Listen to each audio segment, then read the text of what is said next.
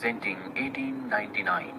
इस कहानी की शुरुआत होती है 19 अक्टूबर 1899 से, जहां पर हमें एक स्टीम शिप को दिखाया जाता है जिसका नाम कैरबरॉस है, जो कि इंग्लैंड से न्यूयॉर्क सिटी जा रहा है। इस शिप में मोरा नाम की एक लड़की भी होती है, जिसे रात को सपना आता है कि वो मेंटल असाइलम में है, जहां उसके पिता उसे मिलने के लिए आते हैं, जिन्हें देखकर वो अपना आपा खो देती है और चीख चीख कर कहती है कि प्रोमेथियस शिप के साथ जो कुछ हुआ है उसके जिम्मेदार आप हैं। तभी मोरा की नींद खुल जाती है। दरअसल मोरा इस वक्त जिस शिप में है, इसका एक सिस्टर शिप भी था जिसका नाम प्रोमेथियस था। 4 महीने पहले इसी रूट से जाते हुए वो शिप अचानक पैसेंजर्स के साथ कहीं गायब हो गया।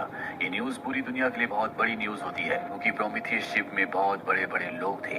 हालांकि मोरा ने सपना देखा है, लेकिन उसे लगता है कि सपने में कोई ना कोई हकीकत है। उसे अपनी पिछली बातें बहुत ज्यादा याद नहीं है। एक दिन पहले उसके भाई ने न्यूयॉर्क से उसे शिप का टिकट दिया था। उसे न्यूयॉर्क न्यू ईयर मनाने के लिए बुला रहा होता है। इस पूरी शिप में 1500 पैसेंजर्स होते हैं, लेकिन हर कोई अलग अलग कैटेगरी में डिवाइड होता है। जैसे कुछ लोग वर्कर क्लास में होते हैं, कुछ लोग लोअर क्लास में, कुछ लोग मिडिल क्लास में और कुछ लोग हाई क्लास में। मोरा हाई क्लास में ट्रेवल कर रही है और हाई क्लास में दूसरी किसी भी क्लास का कोई भी आदमी नहीं आ सकता। मोरा के साथ यहाँ पर और भी पैसेंजर्स होते हैं, जिसमें एक गे कपल होता है जो सबके सामने भाई बनकर रह रहे होते हैं, क्योंकि इस वक्त गे लोगों को आजादी नहीं थी। साथ ही यहाँ पर एक न्यूली मैरिड कपल भी होता है और इन दोनों को देखकर लगता है कि ये दोनों एक दूसरे के साथ खुश नहीं है। यहाँ पर एक जैपनीज लड़की भी होती है, जिसकी ओनर उसे न्यूयॉर्क बेचने के लिए ले जा रही है। अब जब इस सब के सब लंच कर रहे होते हैं, तभी नीचे लोअर क्लास से एक लड़का ऊपर आ जाता है, जिसे सिक्योरिटी पकड़ लेती है और वो चीख चीख कर कहता है कि मेरी बहन प्रेग्नेंट है, उसकी तबीयत खराब है, मुझे डॉक्टर की जरूरत है। हालांकि यहाँ पर डॉक्टर भी है, पर वो लोअर क्लास में नहीं जाना चाहता। मोरा ने डॉक्टर की पढ़ाई की है, इसीलिए वो उसके साथ जाकर उसकी प्रेग्नेंट बहन टोव की मदद करती है और वापस अपनी क्लास में आ जाती है, जहाँ शिप का कैप्टन उसके पास आता है। शिप का कैप्टन हमेशा उदास रहता है, क्योंकि 2 साल पहले आग की वजह से उसकी पत्नी और उसके बच्चे की मृत्यु हो गई थी। तभी यहाँ पर कैप्टन का एक आदमी आता और कहता है कि हमें किसी दूसरे शिप के सिग्नल्स मिल रहे हैं। कैप्टन नीचे जाकर सिग्नल्स को चेक करता और पूरी तरह से हैरान हो जाता है, क्योंकि ये सिग्नल्स ने प्रोमेथियस शिप से मिल रहे होते हैं, जो 4 महीने पहले अचानक से गायब हो गया होता है। ये इस बात से भी हैरान होते हैं कि 4 महीने बिना खाना पानी के कोई कैसे समंदर में जिंदा रह सकता है। पर ये तय करते हैं कि ये उस दिशा में जाएंगे और अपने शिप को लेकर ये प्रोमेथियस की दिशा में निकल पड़ते हैं, और इस बारे में ये किसी भी पैसेंजर को नहीं बताते। लंबा सफर तय करने के बाद ये प्रोमेथियस के पास पहुंच जाते हैं और अब नोरा, कैप्टन और उसके कुछ साथी एक कश्ती से प्रोमेथियस शिप के पास पहुंचकर उसके अंदर जाते हैं, जहां पर इन्हें किसी भी इंसान का नामो निशान तक नहीं मिलता। हालांकि शिप में कई 100 पैसेंजर्स ट्रेवल कर रहे थे, पर यहाँ पर किसी की बॉडी भी नहीं होती। कैप्टन इसके बाद उस कंट्रोल रूम में जाता है, जहाँ से उसे सिग्नल्स भेजे गए थे, और कैप्टन ये देखकर हैरान हो जाता है कि सिग्नल भेजने वाली मशीन टूटी हुई है।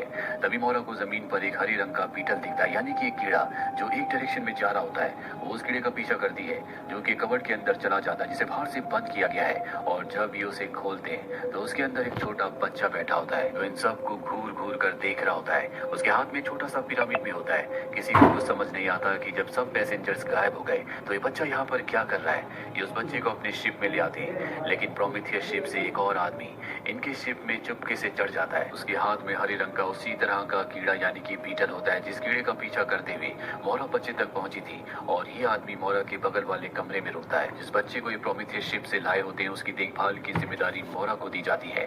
और अब वो आदमी जो इनके पीछे प्रोमेथियस शिप से इनकी शिप में आ गया, अगले दिन वो अपना नाम डैनियल बताता है। और मोरा इस आदमी को नहीं जानती, पर इस आदमी को देखकर ऐसा लगता है कि ये मोरा को बहुत अच्छे से जानता है। मोरा अब अपने कमरे में आ जाती है, जहाँ पर उसके सामने वो बच्चा बैठा होता है। वो देखती है कि उसकी गर्दन पर एक पिरामिड का निशान है, जो कि उल्टा बना हुआ है, और ठीक इसी तरह का निशान उसे अपने भाई के लेटर में भी मिला था, जिस लेटर के साथ उसने उसे न्यूयॉर्क की टिकट्स भेजी थी। मोरा बच्चे से पिरामिड के बारे में बहुत कुछ पूछती है, लेकिन वो कुछ नहीं बोलता।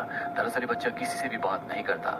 वही डैनियल को दिखाया जाता है कि उसके पास जो हरे रंग का कीड़ा होता है, वो लोअर क्लास में छोड़ देता है। वो कीड़ा एक बच्ची की तरफ जाता है, जिसके बाद उसकी मृत्यु हो जाती है। साथ ही यहाँ पर शिप के जितने भी कंपास होते हैं, जिससे सही दिशा में जा सकते हैं, वो सब के सब खराब हो जाते हैं। सीधे शिप का कैप्टन तय करता है कि ये न्यूयॉर्क न जाकर वापस इंग्लैंड के लिए मुड़ जाएंगे, क्योंकि ये सब उसी तरह की घटनाएं होती है जो प्रोमेथियस शिप के साथ हुई थी, जिसके बाद वो अचानक से गायब हो गया था।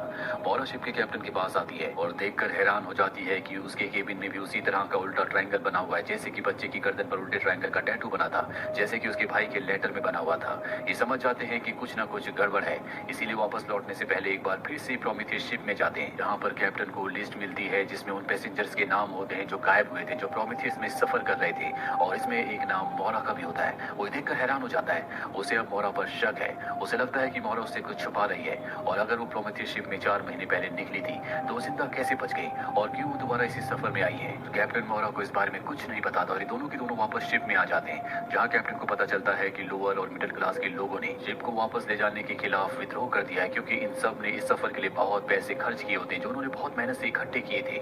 साथ ही लोअर क्लास की एक लड़की की मृत्यु हो चुकी है, इसीलिए वो गुस्से में होते हैं। वो कहते हैं कि जिस बच्चे को तुम प्रोमेथियस शिप से लेकर आए हो वो एक श्रापित बच्चा है, उसे पानी में फेंक देना चाहिए। हालांकि मोरा ऐसा नहीं चाहती, पर उसकी एक भी नहीं चलती, इसीलिए उस बच्चे को नीचे समंदर में फेंक दिया जाता है। वो कैप्टन से मदद मांगती है, लेकिन कैप्टन कहता है कि तुम एक छोटी लड़की हो, तुम प्रोमेथियस शिप में ट्रेवल कर रही थी, जो बात तुमने सबसे छुपाई है।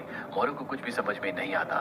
साथ ही सबसे बड़ी प्रॉब्लम यहाँ पर सबकी ये होती है कि लाख जाने के बाद भी इनका शिप यहाँ से मूव नहीं कर रहा होता। वो प्रोमेथियस शिप के आसपास ही घूम रहा होता है, और जब ये सब परेशान बैठे होते हैं तभी इन्हें कबाट के अंदर से ठक ठक की आवाज आती है, और अगले पल वहां से वही बच्चा निकलता है जिसे अभी कुछ देर पहले इन्होंने समंदर में फेंक दिया था। जिस बच्चे को प्रोमेथियस शिप से लेकर आए हैं, उस बच्चे के हाथ में अब भी वो छोटा पिरामिड होता है। वो मोरा के गले लग जाता है, पर मोरा उसे देखकर बेहोश हो जाती है। यहाँ पर जितने भी पैसेंजर्स हैं उन्हें पूरा यकीन हो चुका है कि बच्चा श्रापित है, इसीलिए इसे कैद कर दिया जाता है। इस शिप में जितने भी पैसेंजर्स हैं वो 2 ग्रुप्स में बढ़ चुके हैं। एक कैप्टन का ग्रुप है जो वापस इंग्लैंड जाना चाहता है, और दूसरा मिडिल क्लास और लोअर क्लास लोगों का ग्रुप है जो न्यूयॉर्क जाना चाहते हैं। यहाँ पर सबके सब बहुत ज्यादा अग्रेसिव होते हैं, इसीलिए लोअर क्लास की वो लड़की जो प्रेग्नेंट है, जिसका नाम टोव है, जिसका मोरा ने कहानी की शुरुआत में इलाज किया था, वो तय कर लेती है कि वो कैप्टन के ग्रुप में शामिल हो जाएगी, क्योंकि उसके लोग बहुत ज्यादा अग्रेसिव होते हैं। वही मोरा को होश आ जाता है और उसे पता चलता है कि बच्चे को कैद कर दिया गया है। वो उस बच्चे को आजाद करवाने के लिए वहां पर जाती है, लेकिन सब उसके खिलाफ होते हैं, और जब लोग बहुत ज्यादा शोर कर रहे होते हैं तब एक आदमी गोली चला देता है। तो गोली मोरा की तरफ बढ़ रही होती है। डैनियल उसे बचाने के लिए कूदता भी है, पर अब यहाँ पर समय बहुत ज्यादा स्लो हो जाता है, और वो बच्चा जिसे कैद किया गया था वो खुद अपने आप को आजाद करके मोरा के पास आ जाता है। और अब यहाँ पर समय पूरी तरह से रुक चुका है, सिर्फ मोरा और उस बच्चे के अलावा। वो बच्चा मोरा को अपने साथ बाहर ले आता है। इसके बाद मोरा उसे अपने कमरे में लाती है और पूछती है कि यहाँ ये सब क्या हो रहा है, मुझे कुछ समझ नहीं आ रहा, तुम बार बार कैसे बच जाते हो। वो बच्चा पेपर पर लिखता है कि मैं कुछ भी बोल नहीं सकता, क्योंकि हमेशा कोई हमें देखता और सुनता रहता है, बस तुम्हें मुझे फॉलो करना होगा। मोरा को सभी क्वेश्चंस के आंसर्स चाहिए, इसीलिए उस बच्चे को फॉलो करने लगती है। बच्चे के हाथ में वही हरे रंग का कीड़ा होता है तो हमने आखिरी बार डैनियल के पास देखा था, जो उसने लोअर क्लास में छोड़ दिया था, जिसके बाद एक बच्चे की मृत्यु हो गई थी और सारे कंपास खराब हो गए थे। और अब वो बच्चा जब उस हरे रंग के कीड़े को नीचे रखता है तो एक पोर्टल खुल जाता है। मोरा उस पोर्टल से बाहर निकलती है और एक अनजान जगह पर पहुंच जाती है। वही शिप के अंदर जहाँ पर समय रुक गया था वो दोबारा से नॉर्मल हो जाता है, और अब शिप में एक अजीब सा साउंड आना शुरू हो जाता है। कैप्टन देखता है कि वहाँ पर मोरा और बच्चा नहीं है, और डैनियल को देखता और कहता है कि मैंने तुम्हें शिप में पहले कभी नहीं देखा, जरूर मोरा और उस बच्चे के साथ मिले हुए हो। वो उसे पकड़ लेता है, और तभी टोव कहती है कि ये वक्त आपस में लड़ने का नहीं है, हमें ये पता लगाना होगा कि हम यहाँ से कैसे निकल सकते हैं। और अब जो साउंड पूरे शिप में आ रहा होता है उससे सब के सब लोग हिप्नोटाइज होना शुरू हो जाते हैं और शिप की डेक पर पहुंच जाते हैं और शिप से समंदर में कूदना शुरू कर देते हैं। डैनियल देखकर हैरान हो जाता है, वो भागता हुआ नीचे जाता है। उसके पास अब भी वो हरे रंग का कीड़ा होता है, जिससे वो पोर्टल खोलता है जिस तरह से बच्चे ने खोला था, और वो भी उसी जगह पर आ जाता है जहाँ पर मोरा गई है। और यहाँ उसे वो बच्चा मिलता है जिससे पूछता है कि मोरा को क्या हो गया, वो मुझे पहचान क्यों नहीं रही। वही इन सब चीजों को रोक सकती है, और इसके बाद वो पोर्टल से वापस शिप में आ जाता है ताकि लोगों की जान बचा सके। वो उस जगह पहुंच जाता है जहाँ से मशीन से सारा का सारा साउंड प्रोड्यूस हो रहा होता है। उसे बंद करने की कोशिश में लग जाता है। वहीं दूसरी तरफ हमें एक केबिन में उस न्यूली मैरिड कपल को दिखाया जाता है जो एक दूसरे के साथ खुश नहीं है। तभी वहाँ पर लोअर क्लास का एक आदमी आ जाता है, उन्हें गन पॉइंट पर ले लेता है और उन दोनों के हाथ बांध देता है। साथ ही वो अपने भी हाथ बांध देता है ताकि वो हिप्नोटाइज होकर समंदर में ना कूदे। वही हमें मोरा को दिखाया जाता है जिससे अपने सामने एक असाइलम दिखता है, और ये वैसा ही असाइलम होता है जैसे उसके पिता ने उसकी मॉम के लिए बनाया था। वो उस मेंटल हॉस्पिटल उस असाइलम के अंदर जाती है जहाँ पर 2 लोग उसे पकड़ लेते हैं, और तभी मोरा के पिता उसके सामने आते हैं और पूछते हैं कि तुमने उस चीज को कहाँ पर छुपाया है। मोरा को कुछ भी समझ में नहीं आता है, लेकिन अपने पिता की बातों से उसे समझ में आ जाता है कि 4 महीने पहले जब प्रोमेथियस गायब हुआ था तो उसमें उसके पिता का ही हाथ था। इसके बाद मोरा को एक अजीब सा इंजेक्शन लगाया जाता है, और जब उसकी नींद खुलती है तो शिप में अपने बिस्तर के ऊपर उठती है। वो भागते हुए कैप्टन के पास जाती है। वो कहती है कि मुझे ये तो नहीं पता कि 4 महीने पहले मैं प्रोमेथियस में थी या नहीं, पर मुझे ये पता है कि प्रोमेथियस के साथ जो कुछ हुआ है वो मेरे पिता की वजह से हुआ है, और मेरे पास जो मेरी पिछली यादें नहीं है इसके कारण भी मेरे पिता हैं, उन्होंने मेरी पिछली यादों को मिटा दिया है। दरअसल मोरा के पिता की जिंदगी में मोरा की मॉम सबसे ज्यादा इंपॉर्टेंट थी, पर जब उन्होंने मोरा को जन्म दिया तो उनकी दिमागी हालत खराब होना शुरू हो गई, जिसके बाद उन्होंने अपनी पत्नी के लिए मेंटल असाइलम यानी कि मेंटल हॉस्पिटल बनाया, जहाँ से अभी अभी मोरा वापस आई है। मोरा के पिता को कभी भी अपने बच्चों से लगाव नहीं था। उसके बाद उन्होंने इंसानी दिमाग पर एक्सपेरिमेंट करना शुरू कर दिया, और अब मोरा को पूरा यकीन है कि प्रोमेथियस के साथ जो कुछ हुआ या इस शिप में जो कुछ हो रहा है उसके पिता के एक्सपेरिमेंट का एक हिस्सा है। और मोरा को वहाँ पर वो बीटल यानी कि हरे रंग का कीड़ा दिखता है, जिसके बाद वो वही प्रोसीजर करती है जो उसके सामने बच्चे ने किया था। और उस प्रोसीजर को करने के बाद एक दरवाजा खुलता है, दोनों के दोनों उससे अंदर चले जाते हैं। इसके बाद ये एक जले हुए घर के सामने पहुंच जाते हैं। ये वही घर होता है जिसमें कैप्टन की पत्नी और बच्चे की मृत्यु हुई थी। वही शिप में डैनियल उस साउंड को बंद कर देता है जिससे सबके सब हिप्नोटाइज हो रहे थे। पर अब बहुत देर हो चुकी है। इस शिप में 1500 लोग थे, लेकिन अब यहाँ पर कुछ ही लोग बचे हैं। सबके सब समंदर में कूद चुके हैं। आधी शिप में मोरा के पिता का आदमी, जिसका नाम विल्सन है, उस बच्चे को ढूंढ रहा होता है, पर उसे बच्चा नहीं मिलता। मोरा के पिता को दिखाया जाता है जो एक कमरे में होते हैं और उनकी विंडो के बाहर उसी तरह का पिरामिड होता है जिस तरह का पिरामिड का छोटा सा मॉडल बच्चे के हाथ में था। विल्सन मोरा के पिता के पास आता और कहता है कि मैंने शिप में उस बच्चे को हर जगह ढूंढा, पर वो मुझे कहीं नहीं मिला। मोरा के पिता कहते हैं कि उस बच्चे को ढूंढना बहुत जरूरी है, नहीं तो हमारा एक्सपेरिमेंट पूरा नहीं हो सकता। वहीं हमें कैप्टन को और मोरा को दिखाया जाता है जो एक बार फिर से मेंटल असाइलम में पहुंच जाते हैं ताकि वो मोरा के पिता के खिलाफ सबूत ढूंढ सके। पर अब यहाँ पर डैनियल भी आ जाता है। डैनियल को देखकर ये दोनों के दोनों हैरान हो जाते हैं क्योंकि ये पोर्टल के थ्रू यहाँ पर आए थे, जिसका मतलब ये है कि डैनियल को भी पोर्टल के बारे में पता है। कैप्टन उसके ऊपर हमला करता है, पर वो अपनी टेलीपोर्टिंग पावर से उसे जंगल में भेज देता है। मोरा ये देखकर बहुत डर जाती है और गन तान देती है, पर डैनियल उसे हैरानी से देख रहा होता है और पूछता है कि तुम्हें सच में कुछ भी याद नहीं? मैं तुम्हारा हस्बैंड हूँ, हमारी शादी को 12 साल हो चुके हैं। मोरा उसकी बातों पर यकीन नहीं करती। उसे लगता है कि डैनियल उसके लिए खतरा है, इसीलिए वो डैनियल को एक कमरे में बंद कर देती है और खुद वहाँ से बाहर आ जाती है। उसके पास जो गन होती है वो उसे जोर से फेंकती है, पर वो गन एक कांच से शीशे से टकरा कर वहीं पर गिर जाती है। मोरा उस इनविजिबल दीवार के पास आती है और उसके ढक्कन को खोलकर वो वापस अपनी शिप में आ जाती है। दरअसल ये एक रास्ता था।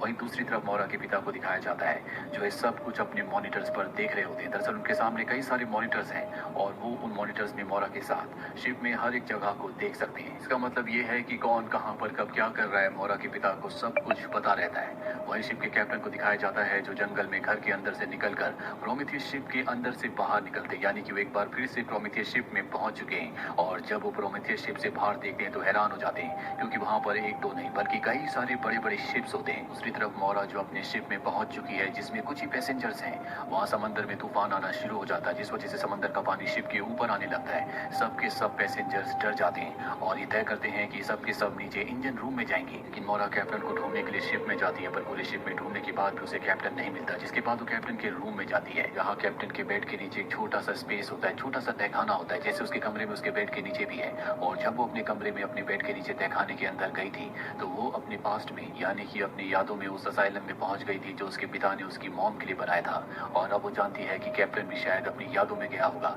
इसीलिए उस तहखाने के अंदर वो जाती है। पर वहाँ पर उसे कैप्टन नहीं बल्कि कैप्टन की पत्नी मिलती है जिसकी मृत्यु हो चुकी है। कैप्टन की पत्नी उस पर हमला कर देती है और कहती है कि तुम कैप्टन की यादों में क्या कर रही हो, तुम क्या हो? इसी तरह से मोरा वहाँ से बाहर निकलती है और अब वो डैनियल के कमरे में जाती है क्योंकि डैनियल ने उसे कहा था कि वो उसकी पत्नी है। उनकी शादी को 12 साल हो चुके हैं और इस बात की पुष्टि करने के लिए वो उसके बेड के नीचे बने तहखाने में उसकी यादों में जाती है। वो एक कमरे में पहुंच जाती है जो कमरा उसे जाना पहचाना लगता है और जब वो बेड के पास जाती है तो वहाँ पर डैनियल और उसकी बहुत सारी फोटोज होती है और उन फोटोज में उनके साथ वो बच्चा भी होता है जो कभी कुछ नहीं बोलता, जिसके पास छोटा सा पिरामिड है। फोटोज को देखकर ऐसा लगता है कि वो बच्चा डैनियल का और मोरा का बेटा है। वहीं दूसरी तरफ डैनियल को दिखाया जाता है जो मोरा की यादों में होता है। वो उसकी यादों से निकलकर एक कब्र के पास जाता है जिसके नीचे वो बच्चा छुपा हुआ होता है। डैनियल कहता है कि तुम्हें अपनी जान बचानी होगी क्योंकि मोरा के पिता तुम्हें ढूंढ रहे हैं। वो बच्चा कहता है कि तुम मेरी चिंता मत करो, मैं यहाँ पर सुरक्षित हूँ। और डैनियल को एक रिंग देता और कहता है कि ये मोरा को दे देना। दरअसल ये डैनियल और मोरा का ही बेटा है। इसके बाद डैनियल यहाँ से निकलकर वापस शिप में आ जाता है। उसे पता होता है कि मोरा हो ना हो उसकी यादों में गई होगी और जब वो अपने बेड के नीचे अपने तहखाने में जाता है जहाँ पर उसकी यादें हैं तो वहाँ पर मोरा उससे मिल जाती है। मोरा को यकीन हो चुका है कि डैनियल उसका पति है। डैनियल मोरा को बताता है कि यहाँ पर जो कुछ भी हो रहा है वो आंखों का भ्रम है। ये एक तरह का गेम है जिसे हमें पूरा करना होगा और अगर हमने इसे पूरा नहीं किया तो ये दोबारा से शुरू हो जाएगा और इस गेम को जीतने के लिए हमें उस चाबी की जरूरत है जिस चाबी को तुमने छुपाया था। उस चाबी से हमें हमारे बेटे के पास वाले पिरामिड को खोलना होगा जिससे हम इस गेम को जीत जाएंगे और सब कुछ खत्म हो जाएगा। मोरा कहती है कि मुझे चाबी के बारे में तो नहीं पता, लेकिन जो लेटर मेरे भाई ने मुझे भेजा था जिसमें टिकट्स भी थी उसमें एक चाबी थी जिसे मैंने अपने पेंडेंट में फिक्स कर दिया और वो पेंडेंट अभी उसके पास होता है। और मोरा को यहाँ पर यह भी याद आता है कि उसके पिता जिस चीज के बारे में उससे मेंटल असाइलम में पूछ रहे थे वो यही चाबी थी। वहीं मोरा के पिता को दिखाया जाता है जिनके पास उनका आदमी आता है जिनके पास मोरा का बेटा भी होता है, यानी कि मोरा के पिता के पास अब मोरा का बेटा भी है। और अब मोरा के पिता अनाउंस करते हैं जल्दी से उस की को लेकर मेरे पास आ जाओ नहीं तो मैं तुम्हारे बेटे को मार दूंगा। मोरा के बेटे के पास यहाँ पर वो छोटा पिरामिड होता है जो मोरा के पिता उससे ले लेते हैं और अब वो उस पिरामिड को ऊपर से खोलते हैं। उसके अंदर एक की होल होता है जिसकी की मोरा के पास है। मोरा जिस शिप में होती है वो एक तूफान में फंसा हुआ है और वो पानी के के बवंडर से होता हुआ एक शांत समंदर में पहुंच जाता है जहां पर बहुत सारे शिप होते हैं। ये वही जगह होती है जहां पर प्रोमेथियस और बहुत सारे और दूसरे शिप हैं और कैप्टन भी यहाँ प्रोमेथियस के ही अंदर है। इसके बाद वो भी इन्हीं के शिप में आ जाता है। अब हमें मोरा की कुछ पास्ट मेमोरीज को दिखाया जाता है जिसमें उसका बेटा उसके साथ होता है। उसके पास एक हरे रंग का कीड़ा यानी कि बीटल होता है। मोरा कहती है कि अगर तुम बीटल को सुरक्षित रखना चाहते हो तुम्हें इसे आजाद करना होगा। और तभी यहाँ पर मोरा के बेटे की नींद खुल जाती है। वो अब भी अपने ग्रैंडफादर के साथ होता है। वो उस बच्चे को बताते हैं कि हम सब यहाँ पर फंसे हुए हैं और इसका कारण मैं नहीं बल्कि तुम्हारी मॉम है। यहाँ पर जितने भी लोग हैं वो सब अपनी मर्जी से हैं। उनके पास उनकी बुरी दर्द भरी यादें थी और उन्हीं को भुलाना चाहते थे, लेकिन हम चाहे कितनी भी कोशिश कर लें हमारी बुरी और दर्दनाक यादों का एक हिस्सा हमेशा हमारे साथ रह जाता है। और ऐसा ही यहाँ पर सबके साथ हो रहा है। इसके बाद वो अपने ग्रैंडसन को एक कमरे में ले जाता है जहाँ पर उसके पास 2 इंजेक्शन होते हैं, एक व्हाइट और एक ब्लैक। ब्लैक से यादें मिट जाती हैं और व्हाइट से पुरानी यादें आ जाती है। वो अपने ग्रैंडसन को व्हाइट इंजेक्शन लगाता है। इसके बाद हम उसकी यादों में देखते हैं कि उसे एक बहुत भयानक बीमारी हो गई थी। मोना उससे बहुत प्यार करती है इसीलिए उसे खोना नहीं चाहती थी। इसीलिए वो उसे एक सिमुलेशन में भेजना चाहती है, यानी कि ऐसी यादों की दुनिया में जो असली नहीं होगी, लेकिन जो भी उस दुनिया में होगा उसे ऐसा लगेगा कि यही उसकी असली दुनिया है। और ये वही दुनिया होती है जहाँ पर ये सब के सब शिप में है। यहाँ पर शिप में जितने भी पैसेंजर्स होते हैं वो अपनी दुनिया में अपनी जिंदगी में कहीं ना कहीं दुखी थे, इसीलिए सबने यहाँ पर इस दुनिया को चुना। यानी कि असली जिंदगी में इंसानों की जिंदगी में उनका शरीर कहीं पर है और उनका दिमाग यहाँ इस वर्चुअल वर्ल्ड में है। उन्हें यही लगता है कि यही उनकी असली दुनिया है, जबकि असली दुनिया कहीं और है। और इसीलिए यहाँ शिप में जितने भी लोग होते हैं उनमें से किसी को भी याद नहीं होता कि वो कब इस शिप में चढ़े थे। हालांकि मोरा के हस्बैंड डैनियल ने उसे ऐसा करने के लिए मना किया था, लेकिन मोरा ने उसे कहा था कि अगर हम ऐसा करेंगे तभी हम एक दूसरे के साथ हमेशा के लिए रह सकते हैं। इसीलिए वो अपने बेटे के साथ, अपने पति के साथ और उन सभी लोगों के साथ